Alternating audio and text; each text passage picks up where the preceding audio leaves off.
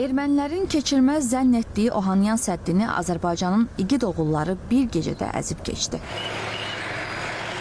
27 sentyabrda başlayan Vətən müharibəsinin elə ilk günündə dırnaqarası keçilməz sədd bir göz qırpımında məhv edildi. Bu savaşda Gizir Babək Abuşov və bölüyü də var idi.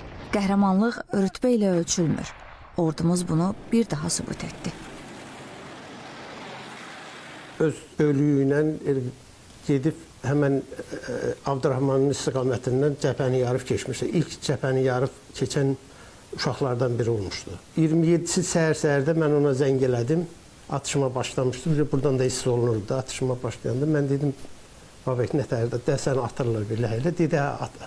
Narahat olma. Belə oldu ki, biz günorta bir də istədik ona zəng eləyək. Zəng eləyəndə bizim telefonu, onun səsi gəlirdi bizə, amma bizim səsimiz ona getmirdi.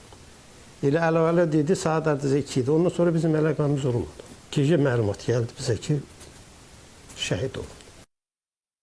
Gizir Babək Abuşov 27 sentyabrda snayperlə vurularaq şəhid olub. O ana qədər Babək Füzulinin azadlığı uğrunda gedən döyüşlərdə savaşıb. Düşmənin 3 səngərini yarıb. Çox sayda canlı qüvvəsini məhv edib. Posta olarkən erməni təxribatı nəticəsində güllələr altında qalan yaralı yoldaşlarını komandiri ilə birgə çiyinlərinə alaraq mühasirədən çıxarıb. Onun qazi yoldaşları gəlir bura. Hamısı onlara razılıq eləyir, deyir, bizim həyatımızı Babək qutarıb.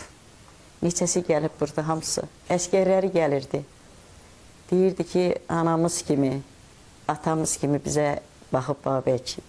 Yeməklər pişirib bizə, öz anamızın pişirdikləri yeməklər yedizdirib bizə. Hamısı yaxşı danışır onun haqqında. Hamısı çox sevib onu. Biz 2016-cı ildə aprel döyüşlərində təsadüfən bir yerə düşmüşdük. Orada tez-tez bir-birimizlə qonşu kəndlərdəydik. Əlaqə saxlayırdıq orada. Bir-birimizdən ki, bəs narahat olma, yaxşı ola. Oradan Allahın qisməti sağ çıxdıq ikimiz də. Gəldik, mən təxris oldum ordu sıralarından, Babək qaldı. Bu döyüşə girməmişdən də bir gün qabaq danışmışıq telefondan. Dedi ki, yəni heç bir şeydən narahat olmayın, Qarabağı alacağıq, qalib geri dönəcəyik. Babək Abuşov ölümündən sonra vətən uğrunda cəsur döyüşçü və Füzulinin azad olunmasına görə medalları ilə təltif edilib. Şəhidimizin Vaqif və Nuray adlı 2 övladı bizə yadigar qalıb. Çox təxir. Çinarə Qambayeva, Vahab İmanzadə, ASTV xəbər.